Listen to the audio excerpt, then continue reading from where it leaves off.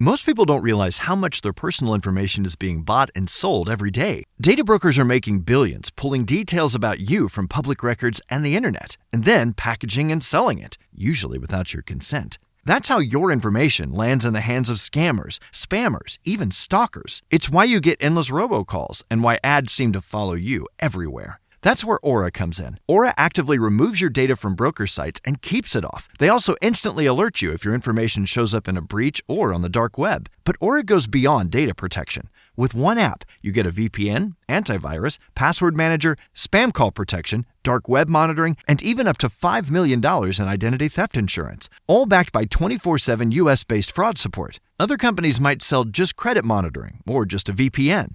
Aura gives you all of it, together, at the same price competitors charge for just one service. Start your free trial today at aura.com/remove. Protect yourself now at aura.com/remove. Sun rolling over, acres of farmland, shining the light on the world I grew up in. No name, dirt roads, about to get torn up, all going down in a town you never heard of. Hey everybody, welcome to the Common Folk Podcast with Ben, Morgan, and Andy.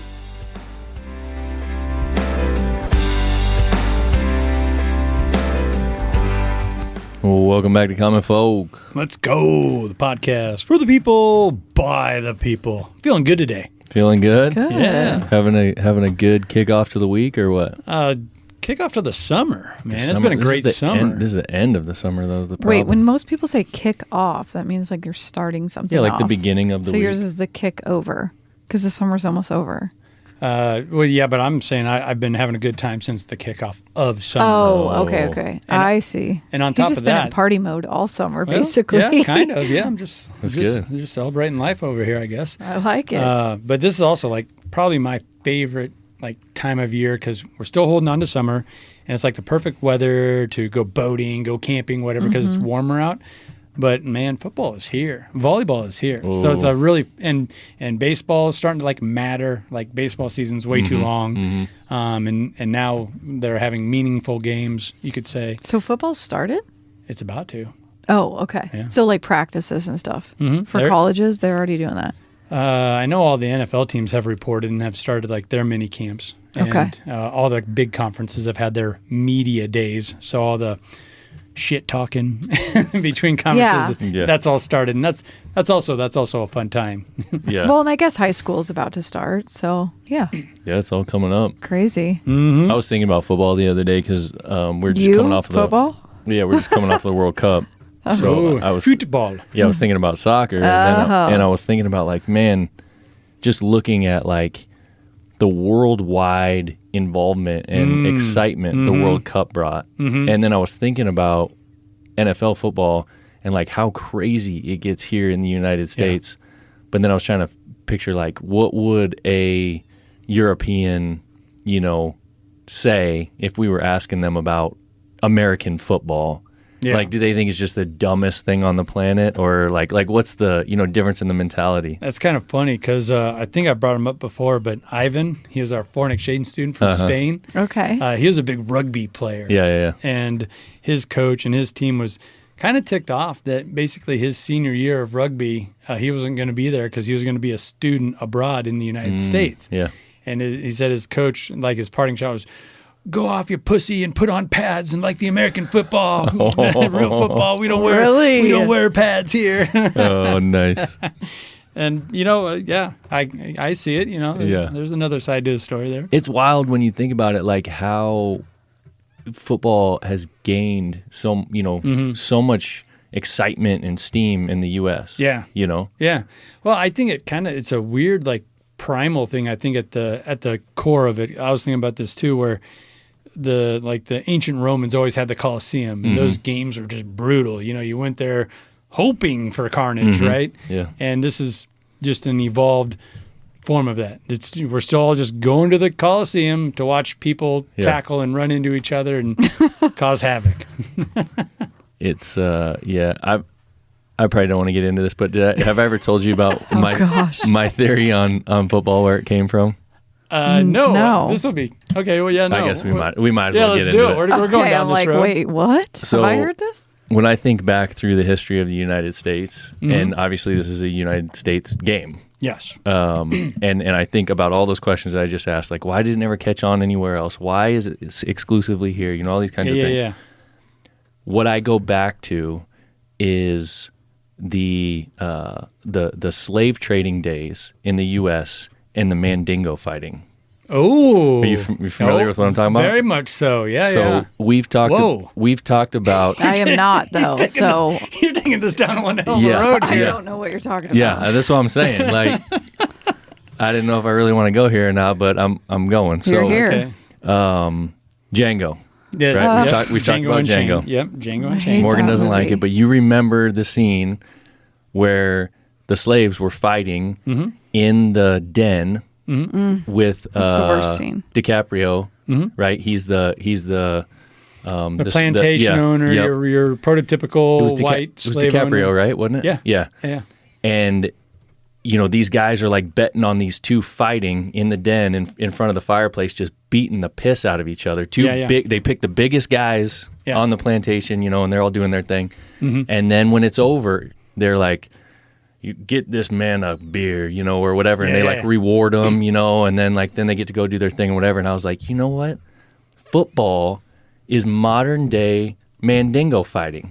Like, we go out, we collect the biggest, toughest dudes in the country. We get them all together. We have them fight in front of us. Yes. We cheer, we laugh, we celebrate, we pound beers, we do all the things. A lot of beer. Then they go away from the event space, and they're hurt, and they have to recover, and they probably need cortisone shots and all the other things, right? Yep. Like, there's so many parallels to that for me. And then when I look at, like, it's a U.S. thing, well, Mandingo and slavery was a U.S. thing. I mean, I don't know. There might be some history of that, maybe in some other countries, but that all, to me, all kind of plays together, and I'm like, that's where this came from. But then they just wanted to like throw pads on there to make it feel safer, or what? Yeah. Also, to throw another parallel in it, one of the things they used to do was pull the men from the different plantations. And fight against each other. And bring them together, yes. Oh, yeah. So I bet it was that'd like be a huge pissing contest between the owners. So it was like team Southeast Georgia versus team North Central Alabama. Right. Oh, my God. In the Mandingo ring. This is it. It's the Big Good Ten theory, versus the Ben. SEC. Yeah. You know? Like, they would bring their best from their own region, you know, like, so I don't know. To me, it was just like, this totally makes sense. This is where is where football evolved from. Okay, so this is what I heard, and this was I hate to throw a guy under the bus here, but this is a pregame speech from a first-year assistant football coach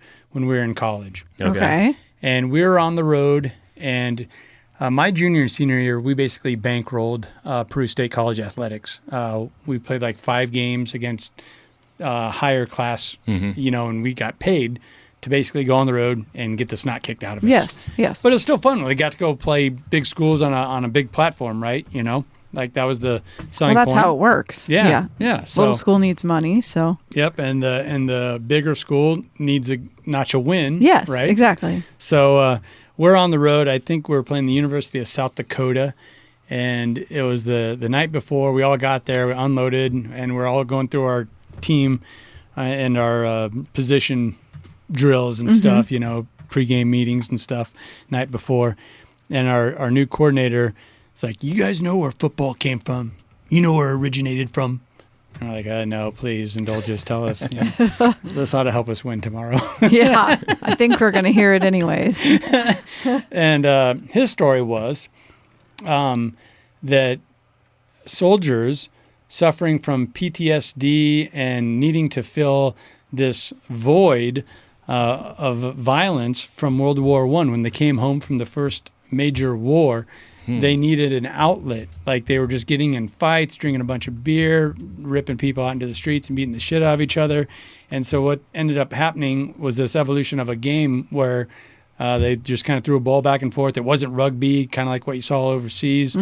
It became America's own type of rugby football, and that was his story.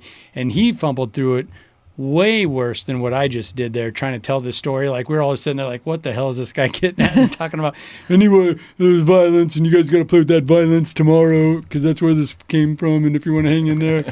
So, like, okay, we got it, Coach. Thank you. Got So it. was it like was it supposed to be a motivational speech, or do you think he actually believed that? I think he believed it, like he came across that, and he wanted to somehow spin that in a way where that was the fervor, that was the tenaciousness that we needed to play the game, like we're going to war, or like we're coming back from war and we saw some things and we need to fill that void. We need to punch our way out of this or something. So just a quick Google search on the dates. It says American football started in 1869. Rutgers and Princeton played the first college game, which later evolved through rules created by Walter Camp in the 1880s. And the founding of the NFL in 1920. So that would have been after the Revolutionary War. So it's close, yeah. So I looked up that date. So it says 1869 was first game, 1880s was rule, like kind of changes or like put in place, and then 1920 was NFL. World War I was 14 to 18, so NFL would have been 2 years after World War I. Mm-hmm. So it would kind of fit that timeline. Yeah. So, and maybe he was talking about a different war, but whatever. It was guys still had that violence bug in them. Yeah. Well, what time frame are we talking about for your favorite movie, Django? Well, that was in the 1800s too. Okay, so that's what I'm trying to figure out. Is it before all of this, 1869? So then that would have kind of made sense and manifested from that, or like when did slaves become 1858? Yeah, so before. It all comes back to that the Colosseum and that need and that want or drive. I think it kind of says something about the human psyche, Yeah. Like, I don't know, we're looking for a refined way to enjoy violence. Right. You know what I mean? Yeah. And that was what Mandingo fighting was. Oh, yeah. I mean, if you look at that scene in Django, like they've got all the fancy stuff. They're drinking the best whiskeys. They got big cigars. They're all dressed up nice. Yeah. There's a waitress walking around. Yeah. So the date on that, where this kind of falls in place, is it says American football started in 1869. Django was set in 1858, 10 years earlier. So before it's that. I don't know. You keep finding the evidence, and it just keeps. I mean, look at this, Mr. Smarty over here. I would say UFC fighting, boxing, taekwondo matches. I think that you could say all evolved or I don't know, kind of a give and take there with your timelines. You know what else tips me off to it? Like the more I think about it, I think about more and more things that are parallels. I'm gonna stop with this one. In the Mandingo fighting, right? You got DiCaprio. He's the rich white guy sitting there watching all this, like looking down on everybody, like, oh yeah. What happens in NFL football? For the most part, who are the guys that own the teams, sitting up in the pretty boxes with just mostly blank stares on their face until their boys beat somebody? Like it's the same damn thing. It's part of the broadcast. You need to see during a Dallas Cowboys game. You need to zoom in on Jerry Jones and his kids after they score a touchdown or after they throw an interception, and you get to see the reaction of the owners and the owners' suite up there, them pumping their fists, high-fiving, or the other way. Right. Wait, how did we get here from vacation? Well, we were talking about football. Football's about ready to kick off. Oh, that's right. Yeah. That's right. Now, I do want to, I told you I'm feeling good, and you're not going to bring me down off of this high. Yep. It's also evolved into... I think a lot of positive things when you're talking about. I don't think there's a better sport in that you could actually teach and actually showcase being a good teammate. It's Bill Belichick, like him, love him, hate him, whatever, but he hammered home, just do your job. When all 11 guys on your side of the ball does their job and does it to perfection, you're going to get a first down. You're going to score a touchdown. But it takes all 11 guys, everybody on the coaching staff being in unison, working towards the same goal. I think that's a beautiful thing. It's a great teaching tool, especially for youngsters, because, it's like less than 2% of little boys in America are going to go on to play professional football. Sure, yeah. But a huge part of that population plays middle school, high school football, even college football. Yeah. And I think it's a wonderful teaching tool for real life experiences. if I'm a wide receiver, I want to pass the ball every goddamn time, and I want the pass coming to me. Mm-hmm. But you got to understand, we got to establish a run. We need to run the football. We got to get this first down. Right. Maybe there's a bigger picture. There's a bigger picture. Yeah. And if I can just serve my role and, be happy enough with it, be happy with the win, mm-hmm. right? Whether I get 5 passes thrown my way or 0. Yeah. It's a fantastic teaching tool in that regard. And that's kind of what, and when I do these post-game interviews after high school and small college broadcasts, that's the first thing that all coaches talk about, you know, is the buy-in from the players. Like, we wouldn't be here, I got to thank my players. Sure. And it's true. Like, it's coaches speak, but it's true. Like, I wouldn't be interviewing him after the game, after the win, if it weren't for his players buying into it and doing what he laid out there for him to do. Yeah.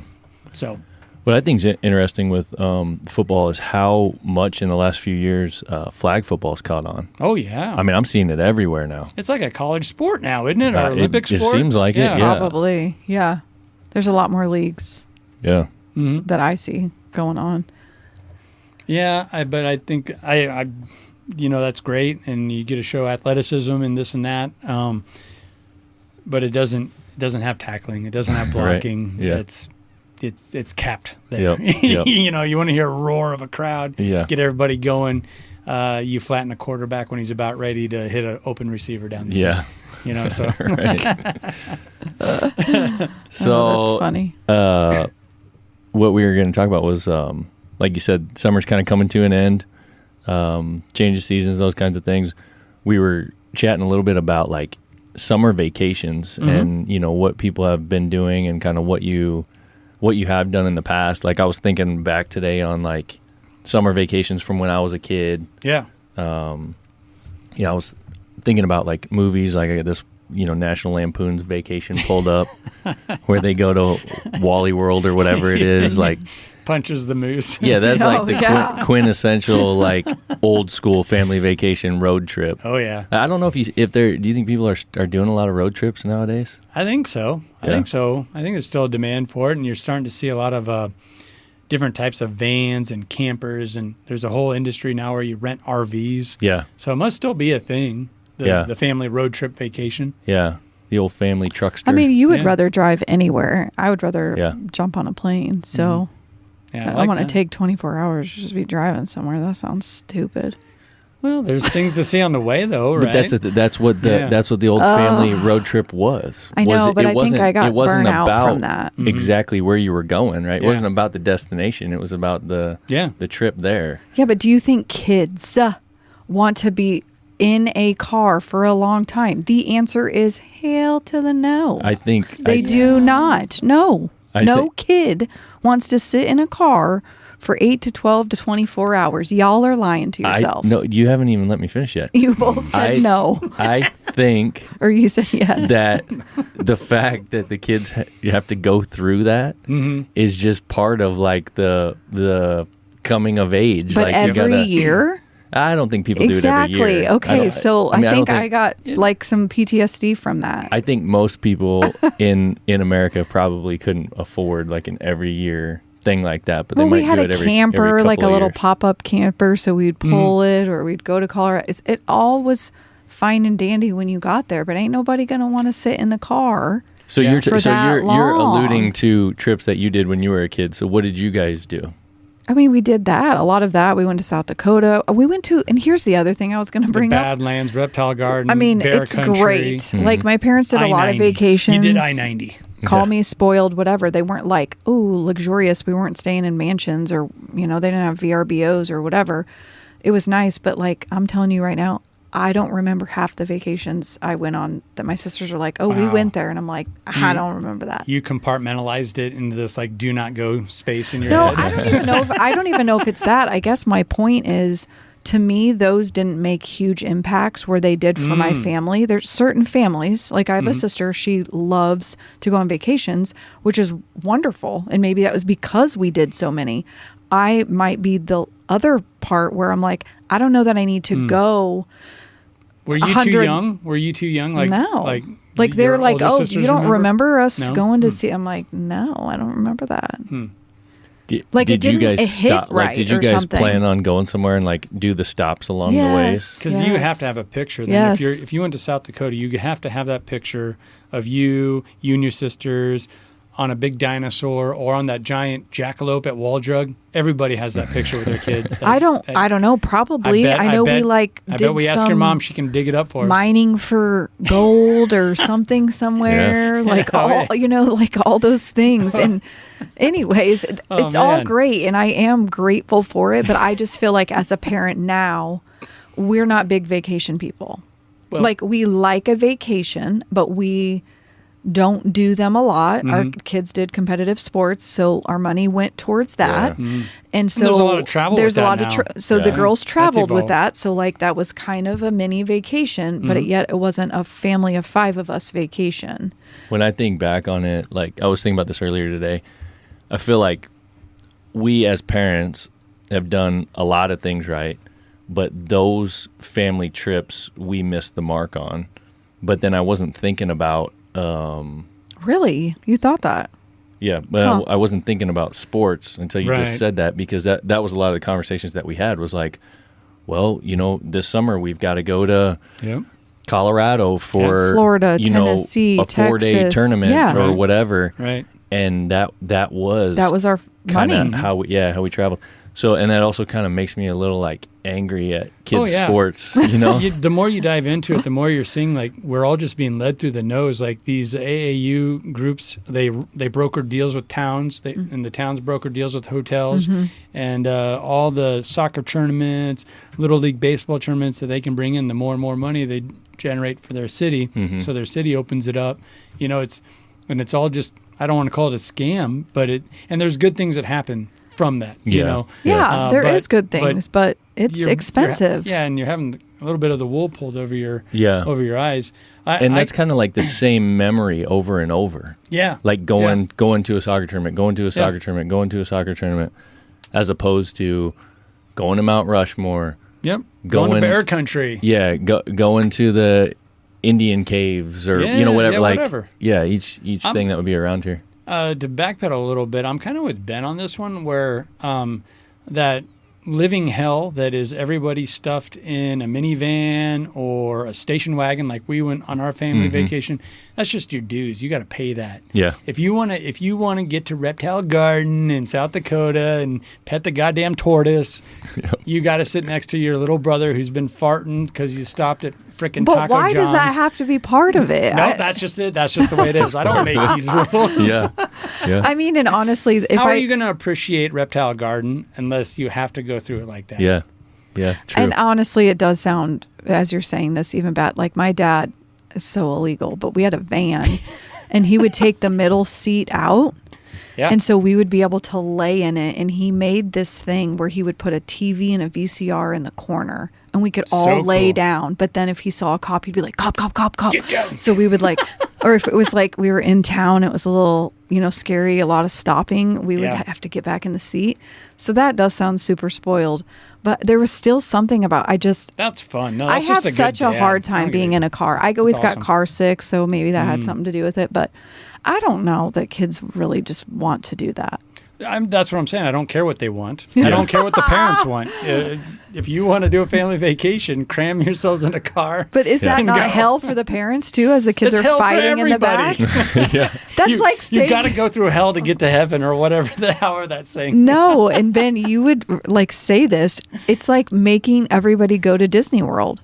Like that's the worst vacation ever. I'm definitely not down with Disney. You know what I mean? It's rough because I guess it's, to me, when we're talking about parallels, like that's the same thing. The one saving grace for me between like Disney and a trip to the Black Hills is that Disney's going to be like 5 times more expensive. Yeah. So I'm going to go spend 5 times more of the money and be even more mad. More disappointed. So you want to spend less and than still if be I just mad. get in the truck and I drive to South Dakota and go walk through the whatever. Yeah, there's also every exit on once you get past a certain point on I-90 across South Dakota, there's a mysterious caves. There's the Badlands. Right. Yes. Yeah. But like, what is the point? what to you, let me ask this, is the point of a vacation for your family? What would you say that like you want to show something to your kids, or what's the point of it? Yeah, I think that, and also exactly what it's talking about. It's time for us to take a break and do a little trip, and also expose the kids to something new, something different. Okay. Maybe they'll learn something. Maybe they'll enjoy something. Yeah. I like to think that maybe there might be a memory baked in there somewhere that they can draw back to. It didn't work for you, I guess. No. But now that we're talking about it, that sounds pretty cool. The van that you're yeah, I mean, there are some memories, but neat. I think the biggest one was just traveling. That was just not fun. No, of course it's not. I think what do you think it is for you? We did those little trips, and that's why I keep referencing like South Dakota. Most people don't realize how much their personal information is being bought and sold every day. Data brokers are making billions, pulling details about you from public records and the internet, and then packaging and selling it, usually without your consent. That's how your information lands in the hands of scammers, spammers, even stalkers. It's why you get endless robocalls and why ads seem to follow you everywhere. That's where Aura comes in. Aura actively removes your data from broker sites and keeps it off. They also instantly alert you if your information shows up in a breach or on the dark web. But Aura goes beyond data protection. With one app, you get a VPN, antivirus, password manager, spam call protection, dark web monitoring, and even up to $5 million in identity theft insurance. All backed by 24/7 US-based fraud support. Other companies might sell just credit monitoring or just a VPN. Aura gives you all of it, together, at the same price competitors charge for just one service. Start your free trial today at aura.com/remove. Protect yourself now at aura.com/remove. Or Missouri, like what's the Branson? Branson. Did you did Branson? Yeah. Yep. As a kid, I always Yeah. thought that was an adult thing. No, there's Oh. so much, Okay. so much stuff there. And I don't remember a lot of things from childhood for whatever reason. They're just like little details and stuff I don't remember. But there's some certain things I do remember, and like one of them is Branson and having a baseball bat made. Did you ever? Have you ever been to Branson? That was our summer vacation this year. That was our first big family that's what you vacation. did. So Okay. they, Hopped in the van and drove all the way there. we'll talk about that in a second. So did you see, were they making ball bats doing that anymore? I did not see that. So That it would was have been like awesome. they were hand making wooden bats. They were turning them wood on a lathe. lathe. Yep. Yeah. And then they would burn in them whatever you want. So I got my name burned in it and all that. I was a baseball player. That's pretty cool. So I got this bat. I'm like, man, this is cool. I never had a wood bat. I come back home. I think we had like a wood bat tournament or something like that. And I brought it, and it wasn't even close to everyone else's like store-bought wood bat. Oh, sure. And Yeah. it was not a playing bat. I was like, God dang it. It was heavy. It was like way too heavy. It wasn't slick, hard to hold. But it was so cool. I totally remember that bat. I remember him making it. I remember, everyone goes and takes the old-timey Western photo. Oh, yeah. Oh, those are I have fun. one of those. Yeah, like there was yeah. always those kinds of things. Yeah. Like that was those are some memories that I have. So we would do those trips. Like I said, Branson, South Dakota. We went to. I remember Mount Rushmore. I really remember exploring a lot of the caves. That was awesome. Yeah. Like seeing the water under the caves and stuff. We did a little bit of that in Tennessee with our kids. Yeah. What else? I remember a trip we went to Pikes Peak. We stayed in Colorado one time. My parents had this cool like new Nissan sports car. They thought like it was like bad, right? Okay. 5-speed, stick shift, fast car, like all this stuff. You drove it all the way out there? Yeah. Oh. So, and you're talking about a 2-door sports car, right? It's a family of 4. Oh my God! So you just stuffed in the back there? Yeah. That's great. Yeah. Well, and we were kind of little. That sounds miserable. And I remember we had the big video camera, right? That used the big VHS, VHS. yeah. Oh, I remember that thing. And I always thought it was so cool to operate that thing. My parents would let me, so I'd walk around and be video and stuff. And like the only thing you could do is like zoom in and out. So like you'd do that all the time, like 4X, just to like add a little like, I don't know, Sure. pizzazz to the video. But so we go to Pikes Peak, and people, Pikes Peak is kind of like a fun drive, and they've got races on it and all that, like getting to the top of Pikes Peak. Really? Okay. So my dad gets in there in the sports car, and he's just hauling ass up this thing. I mean, this car's getting it. Yeah. And you get all the way to the top, and it was like summer, but it's snowy up there. And then they have like gift shops, and they make homemade donuts up there. So we're eating, we're having snowball fights, doing all kinds of stuff. Then we get back in the car and back down the mountain as fast as we were coming up. About halfway, I was like, you guys are going to have to stop. I'm going to throw up. And I don't remember what happened, but if they didn't believe me or something, I don't know what. And I'm sitting behind the passenger seat, basically brand new car. Yeah. Puke all over it. See, that's a great memory. That's a family vacation core memory right there. I love this. And then they stop and get out, and it stinks so bad my mom starts throwing up. Oh, that's great. That's like a skit. Like, you can't even make that up. Yeah. So we're on the side of the mountain. Stop. I remember like down in the pine trees, and my dad's trying to clean the car out or whatever. And then I remember we went the rest of the way down the mountain and went into a parking lot of like what I would imagine of like a Walmart or something like that at the time. I don't think there was Walmart, whatever it was. And I remember my parents just cleaning this car because it was a new car and they were just trying to get everything out of it. And I was like, oh my God, I bet you felt horrible. Yeah. But what the heck? Why didn't they pull over? Yeah, they probably were like, well, we're almost there. Yeah. It's just so focused, dialed in on the road, hugging the churns. Yeah. Family vacations like that, I remember. And yeah, there was a lot of stuff that probably like sucked, the trip there and all that kind of stuff. But I personally don't really remember the things that sucked. But see, like I would always get sick, like always throwing up. I mean, you had altitude then too with Colorado. Oh yeah, So, well we went all the way to the top of Pikes Peak too. Yeah. Changing in elevation. So any of your kids get sick? When you went to Branson? No. Because I feel like there's always a kid that has motion sickness or car sickness. No, you know, Ozzy does get a little motion sickness here and there. But no, everyone held it together. I think it's just because, tip of the cap to Ashley, I think we did a really good job scheduling it out and figuring out fun and different things for them to do that they would enjoy. Yeah. And we kind of broke it up where I found a fun little hamburger diner on the outskirts of Kansas City, which was like exactly the halfway point of like a 6-hour trip. That was a 3-hour mark. And God, I bet you can look it up. I forget the name of this place. But their niche was they were big into trains and steam engines. And so like a little model steam engine, like on Mr. Rogers, would constantly be driving on tracks above all the tables throughout the restaurant, and it would stop and drop off your burgers. And no way. Yeah. That's cool. It was so neat. Yeah. And it's kind of like the sushi train when people get sushi or whatever, but like it's a burger train. Is it Fritz's Railroad Restaurant? Yes, Fritz's. Shout out Fritz's. And that's cool. And we all figured, Ashley and I figured, like, this is going to be a shitty burger and it's going to be really expensive. But we're here for the experience. Yeah. It was the exact opposite. Real hamburgers that tasted like something you or I would make, in the backyard. And the prices were really low. Really? Compared to what we thought it would be. So that's awesome. That was a great start to our vacation. Yeah. And then they all got little hats, and there's a little quarter machine where they could ride a steam engine on the front there. So it was fantastic. And for us to start our vacation with that and it working out and, getting a good burger in too. So no, it was, I would have to say all three of our kids really enjoyed just about every moment of our trip. I mean, I think they did. I hope they did. Yeah, right. Yeah. What did you guys like the best about Branson?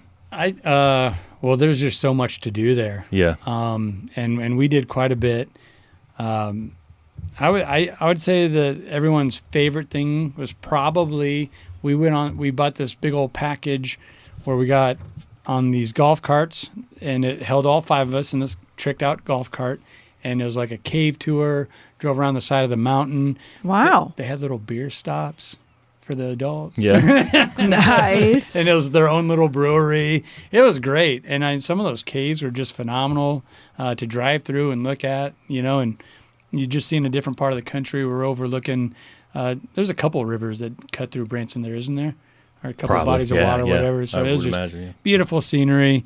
And we're kind of an outdoorsy family. Yeah. So I think that was kind of the highlight for all of us. And it was good weather. Yeah. Like not rainy or... That even worked out for us. Oh, sweet. So the day before we left, we couldn't go on this golf cart tour, this cave tour, because there was a storm in the area and lightning bolts kept striking, and they wouldn't let us out on the mountainside in a golf cart. Right. So we had to go back to head back to town, and we wouldn't have done this aquarium because... around Omaha, we have the world's greatest aquarium here. Exactly. That was our attitude anyway. but they had twilight pricing, and we thought, oh, what the heck, let's do this. And that was a great. And the kids liked it. Oh, it had a bunch of STEM type of stuff, like puzzles, and every little part of the aquarium had like a different feature for the kids to get into. And it was just fantastic. And like we never would have done that had we not got rained out the day before. And then we were able to do that tour. It was like the last thing we did on our way home. Okay. So it was really, I don't know, we couldn't have asked for a better family vacation. And I do believe it is kind of like what you make it.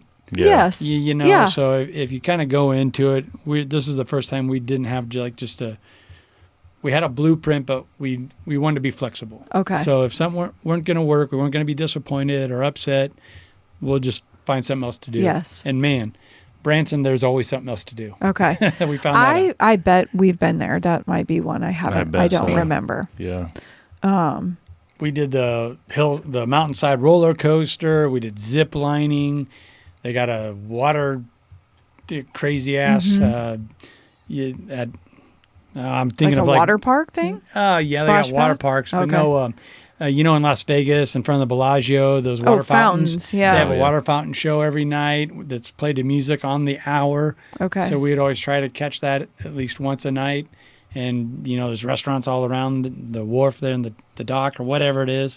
And I don't know, we just kind of played it by ear and did a bunch of different things and had a lot of fun. Good. Yeah. That's awesome. We did have to sit through a timeshare spiel. Oh, really? Oh, man. Oh, you did that? I'll tell you what. It solidified why no one should ever think about buying a timeshare. Really? For us. Yeah, I always hear those commercials. You want to get out of a timeshare? Right. Call this guy. Yeah. Oh, man. But even that for the kids was really awesome because the kids were always, you could tell, was a way that parents got out of the whole tour. Uh-huh. The kids are too much. We got to go. So they have this whole daycare center built for the kids with Xboxes, arts and crafts, Paw Patrol movies, whatever your kids want. So the kids actually enjoyed that hour and a half or whatever it was quite a bit. We had to pull them out of there. You guys were like, we're done with this, and they're not. Yeah, it was like no parents and whatever you wanted to do. You know, no one to tell you what to do. So even that was kind of fun for the kids. That's funny. Yeah. Yeah, man. Those trips were pretty fun. Even I know some things that weren't maybe a vacation, but a shorter, go camping somewhere for the weekend or whatever. Yeah. We've done some of that with the kids. That was always fun. Yeah. I remember doing that with my parents. Those staycations, I think they're underrated. Are a variation of a staycation. Yeah. We just kind of did that. Drove back home and took the boat and put it on, we call it Fort Randall Dam, Francis St. Case Lake or whatever up there in South Dakota next to our ranch. Just different scenery, different lake, different boating experience. And the kids were talking about it this morning. We got to go back. We got to go back to Lynch and get the boat in on that lake. Oh, you're good. You remembered. Yeah. Whenever I was younger, a lot of years, I would go to Georgia with my grandparents. Because a lot of our family was down there. So we'd travel down there for a few weeks or whatever. And the thing I always looked forward to the most, it was a long drive. That was oh, wow. Yeah. That was a long drive. That Probably was what, I don't know, 18? 15, whatever hours.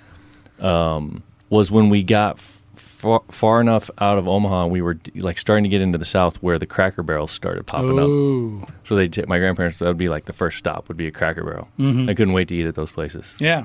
Because we didn't have that then. And then they moved there here. there wasn't any one within I think it was I think I remember seeing the St. Louis Arch, and then it was a little ways after that. Then you knew the Cracker Barrel was within reach. Oh my gosh, that's it's so still good funny. food, right? It's still good it's food. great. Yeah. And then you got to walk around that little shop and we've talked about that before. Get the knickknacks. Oh yeah, podcast. I just remember the talking parrot every time you walked by him. He'd Where, you could buy me. All this makes me think, though, I would like to ask the kids if they remember, again, I think the girls would probably say a lot of their cheer and soccer stuff. Well, but wouldn't have you been on kind of the front end of that? I mean, you played on a very competitive volleyball team. Yeah. And summer camps and all AAU, Nebraska's kind of one of the kingpins as far as volleyball, high school, middle school, grade school volleyball goes. So was that kind of some of your mini vacations, you would say, is traveling and volleyball during the summer? Yeah, I mean, I would say that. And maybe that's where my motion sickness started. Jasa drove us to California in your mother-in-law's van. How fun was that? And there wasn't enough seats for us. So we would have to take turns laying on the luggage in the back. And one was on the floor. Like, I still can't believe my parents allowed us to do that. Because it was the 2 bucket seats. You got to win a state championship. It was her and her boyfriend up front, 2 bucket seats, and then the 3rd row. And then we had the table in there. Yeah. And then one would sit on the floor and someone would lay on the luggage on the back. Was that that old blue van? Yes. Oh, my God. You remember that damn thing. So anyways, I just remember always getting so sick in there and asking to sit in the front with the window open so I wouldn't be sick. But well, Jasa's driving does that to a lot of people. So, anyways, now since you bring it up, maybe that's no, who knows? I think there was just bottom of it there's just a lot of but a lot of traveling with volleyball. So fun with all the the girls and all the stuff. But even younger than that with my parents, my dad loved to drive, and we took that pop-up camper a lot of places. But I always feel like once we got there, we always made friends with like whoever was parked next to us. The kids are running around. There's fun times, but I'd probably need to just stop. Did your parents always have a minivan? Weren't they pulling it with a minivan? Yeah. Like we always had a minivan. Down the road, pulling the camper. My mom had a minivan when we were all gone from the house. Like, who needs a minivan still? Whoever invented minivans, man, like, they could have done such a better job. Like how? I don't know, but give them some style or something. Do you remember the Chevy Astro minivan? Oh, yeah. That was like kind of one of the original ones? Yeah, kind of boxy thing. That thing was cool. Yeah. And like even now today, like people will customize those things, and there's like cool stuff you can do. Like an Astro van. That's what I'm saying. An Astro. Yeah. The GMC. Was it the Chevy Astro? It was a GMC Astro, wasn't it? Well, I guess it could have been. It was probably both. It's so cool. My uncle had one. I've always said, Chevy Astro. It's the van. Yeah. I always wanted the van doors. So if you could give me van doors on a Tahoe, sold. Okay, all right. Like, you know what I mean? Them sliding back, because then no one's hitting the car next to it. That's why parents love. Yeah. Well, we can just pull up in this skinny lot and whatever. We're not worried about the car flying open or denting, whatever. Yeah. But the shape and I think it was just the style. It was just to make it all cheaper and compact and still squeeze everybody in there. Yeah, I get how there. Anyways, dude, there's one on a used car website right now. Stop! We're not buying a van. 89,000 original miles on it. It's custom fabricated to be a camper, and it's under $15,000. Might have to think about firing back up the family road trip. So that old blue van, Ashley named that thing Babe the Blue Box. Okay. Because it was just a big blue box. It had curtains in it. And it just died. Like like they're like, it'll run, but it needs this, and this. Okay, yeah, right. But I always had a dream to okay, we're going to do this, and this. It's going to, and just know that, bite the bullet, it's going to take a little bit to get this thing running again. But I wanted to put a wrap on it or a custom paint job and make it into a turtle van. Oh, yeah. That would have worked. And and you put the dumb weapons on top, and the turtle shell is the roof of it. That was the only thing that made vans cool, was when the turtle one hit the scene. Yeah. So, but that, I have no idea where that van is nowadays. Probably in the field somewhere. Gotta be in some lot. Yeah, in the creek. But there's other vans we could turn into the turtle van. How fun would that be? Like, and then put it in parades and stuff. Hell yeah, it'd be awesome. Ooh, that could be your part-time job. Well, just I don't know how it'd get paid. That's our summer. But how fun would that be? Like, that's every summer you're gonna pick some town in some random state, and you're just gonna enter your turtle van as one of the parade floats, and not even have to do anything, just drive it through. Just drive it. And then you get to experience that small town's little festival or whatever it is. Exactly. Man, there's a ton of these available used my gosh. with low miles. Now he's scrolling vans, Andy. Nice. I could go with an Astro, but the other ones, no. They're so practical. The Yeah, Astro van. yeah. And a lot of them were they manual look transmissions. They look like a creeper van, like with the blacked out and then the white in the back. Those ones are like the work. That's like the work Yeah, version. I don't like that. That's scary. So my uncle's van, it was so cool. He had it forever, and like he would have his scuba diving gear in the back there, his turkey hunting gear in the back there, and you just reminded me of like one of the funniest stories or things I ever witnessed. You're talking about that big van, the big video camcorder. Oh yeah, the VHS. That you basically had to put on your shoulder. Yes. Yeah. That was the small one. He had one, and he was just tinkering around with it while he was driving. And he's driving down the highway there between, we recognized it, Highway 12 between Bristow and Lynch. And he is just a straight on, like a dash camera almost, before dash cameras. Thing.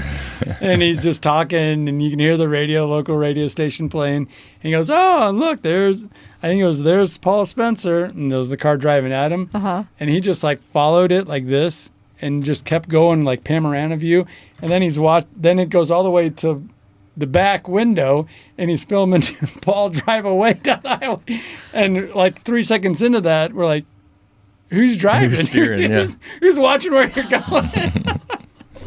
But yeah. Did he run off the road or everything was good? No, he was good. Oh, that's funny. Oh, man. That is wild.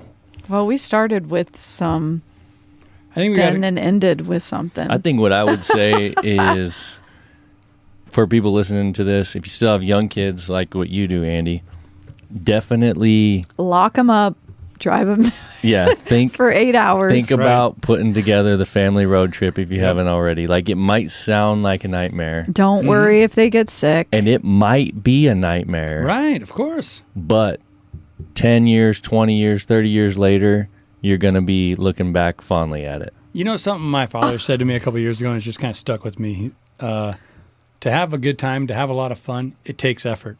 Yeah. It takes effort to have fun. Yeah. So just look at it that way. Yeah.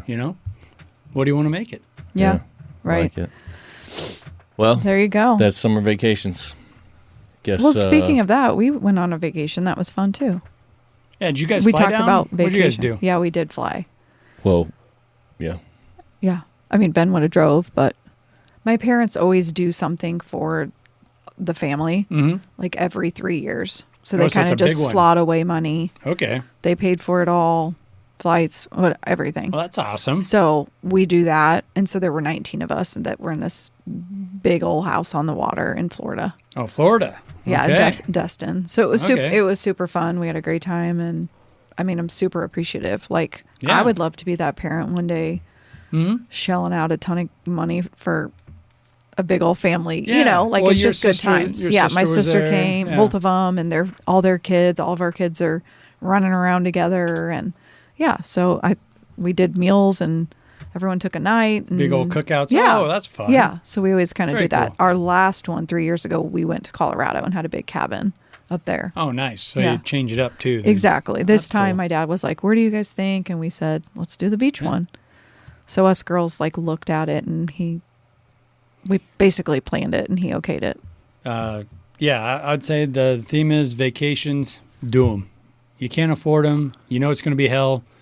Watch the movie Vacation before and after, just to solidify prepare yourself. Prepare yourself, and then confirm that it wasn't that bad. But I mean, even if you can't go that far, let's say you just drove an hour to somewhere different, just staying in a hotel room. I remember a lot of those, and I remember a lot of birthday parties. Yeah. My parents would let us have a birthday party, get 2 bedrooms that had a adjoining room. My parents would stay in one, and I could have girls in the other, and we would go swim. They would have an indoor pool. It was literally in town, in Omaha. And it was like the best ever. That's yes, amazing. we did that all the time, but it was like a staycation to that point. So you could just go to a hotel that had a water park, or take your kids somewhere. So it doesn't have to be fancy. You're exactly right. And that you reminded me that I think that was a big catalyst for Ashley and why she really wanted to plan a family vacation. Okay. Because coming off of last summer, all of our little kids, we bought a boat, a speedboat, and we did all these things, and made a huge effort with our pool and all this stuff, laying it out there for the kids to do and to enjoy. And Ashley asked, going into fall, what was your favorite part of summer? And they all said, dancing and staying at that hotel in Albion. Albion's a small town in Nebraska, and we went to a friend's wedding there, and like that was their big thing. Just like you said, driving about an hour north and staying at a hotel. And they just tore up the little dance floor there during the wedding. So, so it was like, okay, we need to get out and do some things. You're right. Yeah. Yeah, and there's a lot of things that it doesn't have to be that expensive. Yeah. If you get creative with it. Mm-hmm. Yeah. So cool. Yeah. Well, guess vacations, that's it. Yeah. USA. Have a good one. Well, I think a lot of people traveled this summer. So hopefully keep going in the fall. I don't know. Summer's the time to do it. Well, school's about to fire up and sports and all the things. Football. Yeah, we're going to be back to the daily grind. We'll get our updates from Andy here We'll have soon. to wait till next summer. Yeah.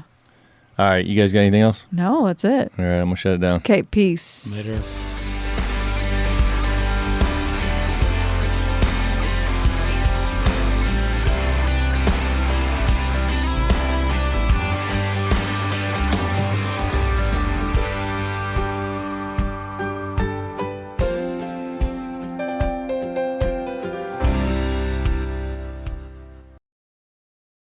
Most people don't realize how much their personal information is being bought and sold every day. Data brokers are making billions, pulling details about you from public records and the internet, and then packaging and selling it, usually without your consent. That's how your information lands in the hands of scammers, spammers, even stalkers. It's why you get endless robocalls and why ads seem to follow you everywhere. That's where Aura comes in. Aura actively removes your data from broker sites and keeps it off. They also instantly alert you if your information shows up in a breach or on the dark web. But Aura goes beyond data protection. With one app, you get a VPN, antivirus, password manager, spam call protection, dark web monitoring, and even up to $5 million in identity theft insurance. All backed by 24/7 US-based fraud support. Other companies might sell just credit monitoring or just a VPN. Aura gives you all of it, together, at the same price competitors charge for just one service. Start your free trial today at aura.com/remove. Protect yourself now at aura.com/remove.